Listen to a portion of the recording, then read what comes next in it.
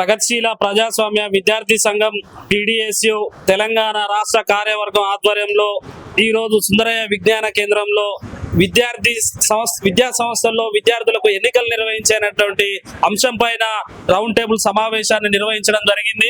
ప్రధానంగా ఈ యొక్క రాష్ట్రంలో ఎన్నికలు నిర్వహించాలని చెప్పేసి ఏదైతే కాంగ్రెస్ ప్రభుత్వం అధికారంలోకి వచ్చిందో, అధికారంలోకి రాకముందు సార్వత్రిక ఎన్నికలు 2023లో జరిగినటువంటి ఎన్నికల్లో కాంగ్రెస్ పార్టీ అనేక హామీలు ఇచ్చింది.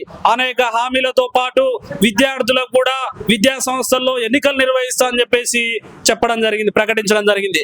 కానీ అధికారంలోకి వచ్చి 2 సంవత్సరాల కాలం పూర్తయినప్పటికీ కూడా ఇంతవరకు ఎన్నికల విషయంలో ప్రభుత్వం మాట్లాడినటువంటి ఒక స్థితి మన ముందు కనపడతా ఉంది. ఈ రోజు విద్యార్థి సంఘాలకు ఎన్నికలు నిర్వహించకపోవడం వలన ఈ రోజు రాజకీయ నాయకుల్లో అనేక మంది గుండాలు, రౌడీలు లాంటి వాళ్ళు కూడా ఈ రోజు పోటీ చేసి పార్లమెంటరీ పందా కావచ్చు, అదే విధంగా అసెంబ్లీలో కూర్చున్నటువంటి ఒక స్థితి ఉంటుంది.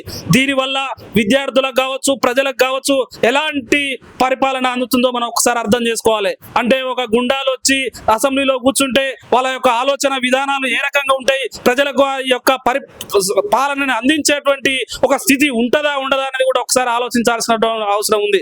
2006లో ఏదైతే కమిషన్ ఉందో ఆ కమిషన్ సూచన మేరకు అన్ని విద్యాలయాల్లో ఈ రోజు ఎలక్షన్ నిర్వహించాలని చెప్పారు. కానీ 20 సంవత్సరాల కాలం పూర్తయితున్నా కూడా ఈ దేశంలో విద్యార్థులకు విద్యార్థి సంఘాల ఎన్నికలు నిర్వహించడంలో పూర్తిగా విఫలమైనటువంటి ఒక స్థితి మన ముందు కనపడతా ఉంది. కొన్ని యూనివర్సిటీలు ఏదైతే కేంద్ర ప్రభుత్వం ఆధీనంలో ఉన్నటువంటి కేంద్ర యూనివర్సిటీలు ఏదైతే ఉన్నాయో ఆ యూనివర్సిటీల్లో మాత్రమే ఈ యొక్క ఎన్నికలు నిర్వహిస్తా ఉన్నారు.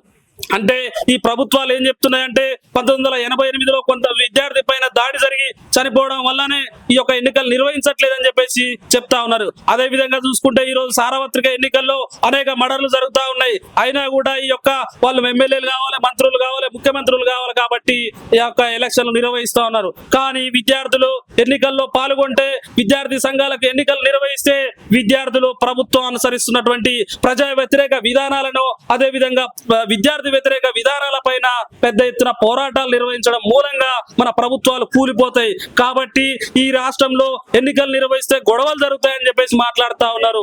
కానీ అది తప్పు. ఎందుకంటే విద్యార్థులు ప్రశ్నిస్తే మా ప్రభుత్వాలు కూలిపోతాయి అనేటువంటి ఒక భయంతో ఈ యొక్క రాష్ట్రంలో ఎన్నికలు నిర్వహించట్లేదని చెప్పేసి ఈ సందర్భంగా మేము స్పష్టం చేస్తా ఉన్నాం. కాబట్టి ఇప్పటికైనా రాష్ట్ర ప్రభుత్వం కనువిప్పి ఏదైతే విద్యా సంస్థలు ఉన్నాయో ఆ విద్యా సంస్థల్లో విద్యార్థి సంఘాలకు ఎన్నికలు నిర్వహించాలని చెప్పేసి ఈ సందర్భంగా మేము డిమాండ్ చేస్తా ఉన్నాం.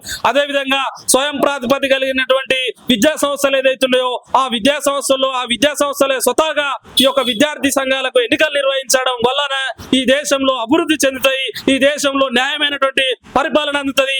ఈ దేశంలో చదువుతున్నటువంటి గ్రామీణ ప్రాంతంలో చదువుతున్నటువంటి విద్యార్థి కూడా ఈ యొక్క ప్రభుత్వం నుంచి రావాల్సినటువంటి ఏదైతే విద్య ఉందో, ప్రభుత్వ విద్య అత్యంత ప్రమాణాలతో కూడినటువంటి నాణ్యమైన ఏదైతే విద్య ఉందో ఆ విద్య గ్రామీణ ప్రాంతంలో చదువుతున్నటువంటి విద్యార్థికి అందుతుంది. అందడం వల్ల ఈ దేశం బాగుపడుతుంది. ఈ దేశంలో మేధావులు, ఉపాధ్యాయులు, అదే విధంగా ప్రొఫెసర్లు తయారయ్యి ఈ దేశ భవిష్యత్తును మార్చే విధంగా ఉంటది. కాబట్టి తక్షణమే ఈ యొక్క కాంగ్రెస్ ప్రభుత్వం ఏదైతుందో ఆ కాంగ్రెస్ ప్రభుత్వం విద్యార్థి సంఘాల్లో ఎన్నికలు నిర్వహించాలని ఈ సందర్భంగా మేము డిమాండ్ చేస్తా ఉన్నాం. ఒకవేళ నిర్ణయించకపోతే భవిష్యత్తులో పెద్ద ఎత్తున విద్యార్థి ఉద్యమాలు నిర్వహించి ఏదైతే కాంగ్రెస్ ప్రభుత్వం ఉందో ఆ కాంగ్రెస్ ప్రభుత్వాన్ని గద్దె దించేంత వరకు కూడా మా యొక్క పోరాటాన్ని కొనసాగిస్తామని ఈ సందర్భంగా స్పష్టం చేస్తా ఉన్నాం. కొడపంగి నాగరాజు, టీడీఎస్ తెలంగాణ రాష్ట్ర ప్రధాన కార్యదర్శి.